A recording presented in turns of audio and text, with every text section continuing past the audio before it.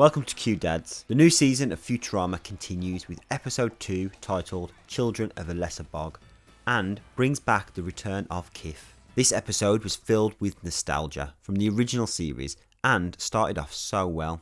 Yes, it somewhat fizzled out towards the end, but I'll touch on that in just a moment. The episode starts with Fry trying to recreate some sticky residue that was left on his jacket before he came to the future. Due to making this incredibly sticky syrup, Amy loses a couple of teeth, and only through booking a dentist appointment in her calendar is she reminded of when her and Kif had children. She references a 20-year-old message, and this was in fact from an episode 20 years ago. Man, do I feel old.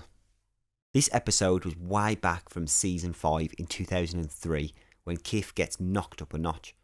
The nostalgia fills our minds and we reminisce for a moment about that brilliant episode. Futurama has this great way of casting our minds back to earlier seasons, subtle references or major plots. It's just a brilliant thing to see on the screen. We travel to an alien swamp in where Kif gave birth 20 years ago. The Grand Midwife returns, and after charging for her services yet again, the ceremony begins. Here we see loads of little Kif babies swimming to shore, only to be eaten by the surrounding predators, and of course Zoidberg. 3 little green ones emerge at 3 various stages, almost mirroring that of Bart, Lisa and Maggie from Matt Groening's alternate world, The Simpsons. It's great to point out here in this moment that one of the little aliens only has one eye, and this casts our minds back to when everyone touched Kif, and it turned out that Leela was in fact the one that got Kif pregnant. As part of the ceremony continues, they lose their tails, and in a hilarious moment, Zoidberg disposes of them. I'll go dispose of this medical waste with a little butter and lemon. It's great to see this comedy again.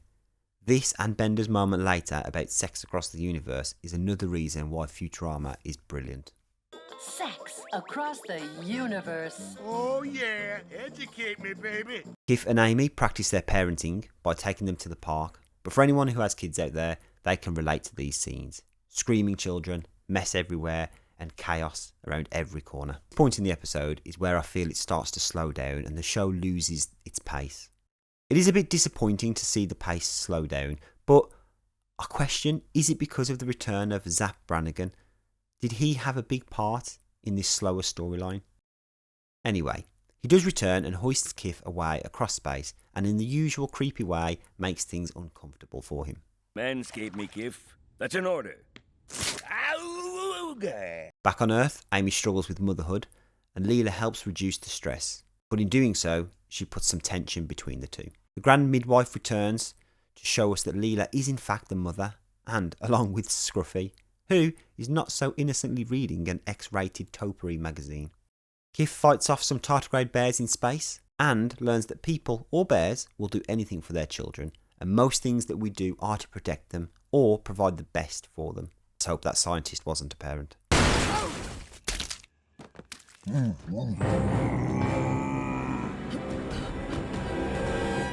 The show comes to an end with Amy realising she loves her children, and that's what it's all about, being a parent. Love. This is a nice touch. It shows us that it doesn't matter how much you struggle or how mad your children drive you, that the only thing that counts is your love for them. Now, we're only on episode 2 so far of the series, but things are slowly starting to improve. Part of me thinks they're trying too hard and hanging on to that nostalgia element a little bit too much, but the other part of me thinks that I'm just overthinking it and I need to sit back, relax and just enjoy the humour. Let me know in the comments, guys, what you thought, and especially what you thought about the return of Zap Brannigan. And will Kif and Amy's children make a future appearance in the show? And as always, I'll catch you next time with something new.